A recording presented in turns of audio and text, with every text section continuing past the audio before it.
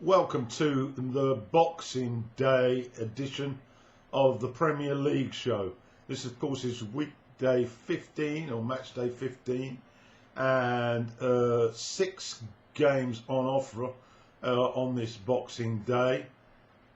Just to put some perspective, I actually watched most of the opening salvo and highlights from the other 5 games. So let's get started. The opening fixture then was at the King Power Stadium. It was Leicester in second playing Manchester United in third. Let's have a quick look at the team news. Pogba was back on the bench. James still preferred, but they decided on a 3 at the back. No Wan-Bissaka. Eric Bailly was in with Lindelof and Maguire, Shaw at left back, and the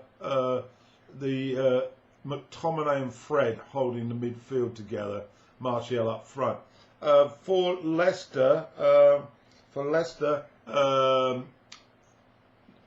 just looking at my notes, and I couldn't see any real problems with Leicester, although they are befit with a lot of injuries, long-term injuries. But Perez was on the bench. He has started on a number of occasions this season, but that was about it. So that's the state of the team news. Just a matter of a few minutes on the clock, and the first golden opportunity fell to Man United.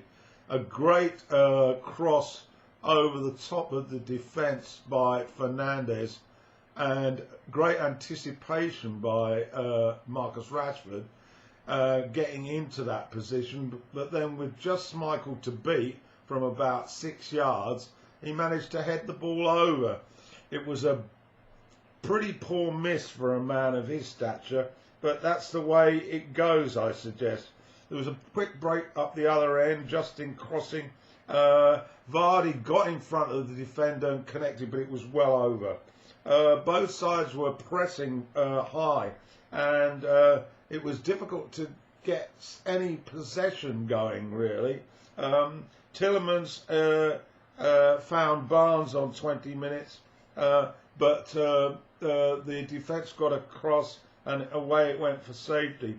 And then a minute later, the breakthrough, and Rashford once again in the right place at the right time, worked down the right, and the ball was put across goal, and it was a bit too far in front of Fernandes, but he stretched out a boot and it clipped the edge of it and confused the defence, and Rashford ran onto it, slid it past Schmeichel, and that was 1-0 to United. Then we had the equaliser about 10 minutes later. Fernandes lost the ball in midfield. Leicester broke, and they fed Harvey Barnes on the left side of the box, and he hit an absolute cracker of a shot that whistled past De Gea. That was 1-1. 36 minutes, Shaw, free kick. He curled the ball into the box, and Fernandes glanced the ball just wide of the target. So that was the half-time score, 1 each. Second half, and the first sort of quarter of the second half, it was very competitive. Not too many clear-cut chances. Both sides pushing hard for a goal, it has to be said. And Maddison caught my eye for Leicester. He was starting to get into some very good positions. The United defence had really kept a strict hold on Vardy. And then Pogba came on 53 minutes. James, the player, back to the bench. And he didn't really have much of an impact, it has to be said. We had a Martial goal, but it was clearly offside on 60 minutes. And so We got to the last quarter, and Solskjaer put Edison Cavani on, and on minute 78 he made a difference.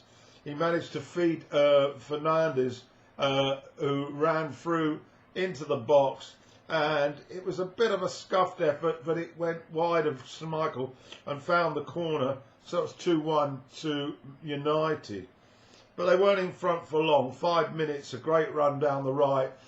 Perez, good work, he'd come on, and he managed to get that cross away quickly, and Vardy anticipated it. His first real chance, really, in the next minute was in the back of the net. So that levelled the match, and that's how it finished. Honours even. Final score at King Power. Manchester United, Leicester 2, Manchester United 2. Both coaches were relatively happy with that one. Moving on then to the second fixture. Fulham at home to Southampton. Fulham don't know their team very well, but I did hear Loftus-Cheek selected in from the start for this one. They were without their charismatic coach, Parker. He's come, a member of his family's come down with COVID, so he was at home instructing Gray in the dugout. Mitrovic was on the bench, and for Saints, they had some problems as well. They were without Vestergaard in defence. Romu was also out, and Ings with a hamstring issue. He wasn't selected either. Diallo in for Saints, and Long. So we got going. I didn't see much of this game, but early running was from Fulham. They certainly were on the front foot. They'd been buoyed by 3 good results, albeit there have been draws, but that's certainly a step in the right direction. And an early chance for Angeza, but he fluffed his shot. First real action of merit for Saints came on 26 minutes. Free kicks dangerously outside the Fulham box, and that man Ward-Prowse stepped up, and a terrific delivery, and it just hit the top of the bar and went away. So a let off there for it did rebound, in fact, to Adams, but he made a right mess of it, and so an escape for Fulham.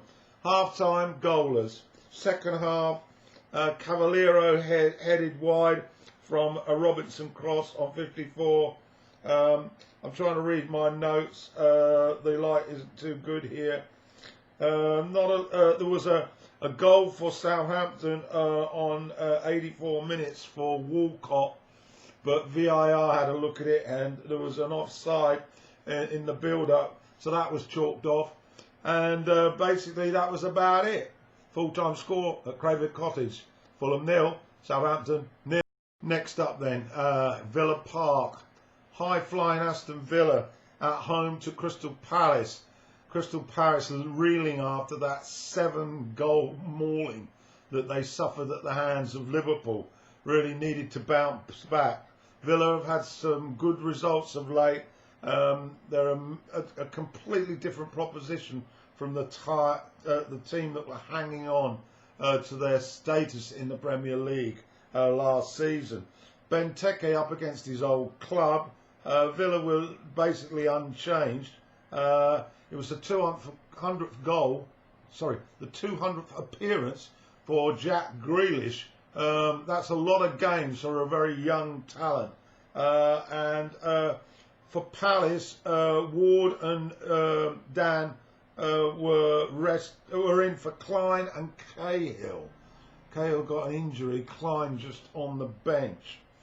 4 minutes, and Villa on the attack, and there was an excellent shot from Watkins that was sort of battered away by Gaeta, but Traore following up managed to beat the keeper, and so Villa on the front foot were 1-0 up. Traore looking menacing on 16 minutes, and he hit the post from the edge of the box. 30 minutes up the other end, a free kick for Palace. Milojojlovic free kick, but it was dealt with by Martinez. And then on 44 minutes, there was an opportunity for Sahar, but he got into a fracas with Mings, and Mings was shown a red card. It looked a bit harsh to me, but the Villa player was off. So they were down to 10 men, but they were 1 up. That was the score at half time. 48 minutes, Eze got involved and tested Martinez, but the keeper looking very solid. And then 65 minutes, Villa really, you wouldn't have thought they were down to 10. They were still in charge of this one. And a great header from Watkins hit the bar, and Hawes, their defender, following up, nodded it over the line. Gaeta made a brave effort to keep it out, but VAR confirmed it was over the line, 2-0. 10 minutes later, the game settled. Another great piece of work by Watkins, and he managed to get the ball out. Grealish involved in this one, who else? And he got the ball out to El Ghazi, who was on the right. He cut inside and he hit a rocket of a shot. 3-0, game over. Hit the corner. And so that was it. A really comprehensive victory for Aston Villa. They look a very solid outfit. And now they're not conceding goals. Who knows? Could be Europe daunting. But I'm afraid it was a rather poor performance again from Palace. Some issues for Hodgson to address. Final score then at Villa Park, Aston Villa 3, Crystal Palace 0. So off we went to the Emirates. Crucial game for the Gunners, really. They've been sliding down the table, and they were entertaining Chelsea. Now Chelsea, 2 defeats on the bounce, so they were looking to bounce back themselves. Team news, Gabriel wasn't in the side, or Louise. So they had a makeshift back four, and fitting that bill was Holding, and I'm not quite sure who the other guy was, but Xhaka was back after his ban for his red card. Willian not available, St. Rowe in for him, and for Chelsea, Jorginho on the bench alongside Havertz, Kovacic and Pulisic selected for the Blues. And so off we went. An early free kick for Mount that went inches wide, and then we got to the half-hour break. It'd been pretty level pegging. Probably Arsenal just shading it. Chelsea looking a bit lacklustre, and Tierney made a break down the left, and he headed in towards the byline. Reece James unfortunately made a right mess of it, and he got a slight touch, and over went Tierney, and the referee pointed to the spot, and Lacazette stepped up, and that was 1-0. Aubameyang rested, so I'm told, but on the bench if necessary. 10 minutes later, an absolute screamer from Xhaka from distance. It hit the corner of the net, and that was 2-0 for Arsenal as they headed into the break. Into the second half and 55 minutes, well, another piece of opportunism really. Saka on the right side, cut inside, and he looped a sort of speculative shot, stroke cross, and it went over the top of Mendy and hit the corner of the net, and that was 3-0. Chelsea did look a rather beaten outfit at that stage. Mendy kept the score down from Martinelli on 63, and then finally, a few minutes from time, 84 minutes in fact, Hudson-Odoi, who'd come on as a substitute, managed to get a cross in, and Abraham connected with that, and they got a solitary consolation. So that was it. That brought this much-needed win for Arteta. He was absolutely relieved at the whistle. You could tell by his interview. Arsenal had broken their appalling run. They're still not out of the woods, mind you. Chelsea work to do, 3 defeats in a row. Lampard was not at all happy with the attitude in that first half, and he put it down to the mindset. Final score at Arsenal at the Emirates: Arsenal 3, Chelsea 1. Now, the next game is, I saw the briefest of highlights. Sheffield United bottom of the table, home to high-flying Everton. Everton were beset with lots of injuries. There's still no Hamas. Richarlison was absent, not even on the bench. And Pickford back in goal. They'd rotated him in the week. Gordon in. And Sigurdsson in the centre of midfield, with Iwobi out on the flanks. Defence looking pretty solid, it has to be said. With Holgate at right back now, Godfrey at left back. And Godfrey had to be alert to clear off the line on 15 minutes from a Blades effort. 28 minutes, Calvert-Lewin got in the act, and he was inches wide. Sigurdsson had a strike, went just wide on minute 30, but it was goalless at the break. It looked like it was petering out to a goalless draw, but I'm afraid Sheffield United, they just struggle with concentration. And finally, on 79 minutes, Sigurdsson got into a scoring position and hit a cute shot that sort of bent in the corner. It was as a result of pretty poor work by, an assist by Decore, and that was it. The only goal of the match, but it was good enough to put Everton into second. Wilder was, well, to say that he was critical is an understatement. He basically said that his team completely lacked the quality, and that they had it last season, and that his players are just not performing to the level necessary. And I sensed in his words that if it continued, he might well leave, because he's getting a bit fed up of repeating the same old thing week in, week out. The reality is, of course, that it's another defeat for Sheffield United, so they are rock bottom. Final score at Bramall Lane: Sheffield United 0, Everton 1. The last of the Saturday fixtures, not Saturday, Boxing Day fixtures. Well, it was Saturday. So Manchester City at home to Newcastle. The Manchester City side, Stones and Diaz and Ake and Cancelo in the back four. Laporta on the bench. I'm not quite sure why he's not getting a start. Torres was up front with Sterling. Walker and Jesus not available because of a COVID issue. Foden and Aguero on the bench. For Newcastle, no Wilson. He'd got a slight calf problem and wasn't risked. Almiron and Linton up front. And Shelvey also not available. He's got an injury as well.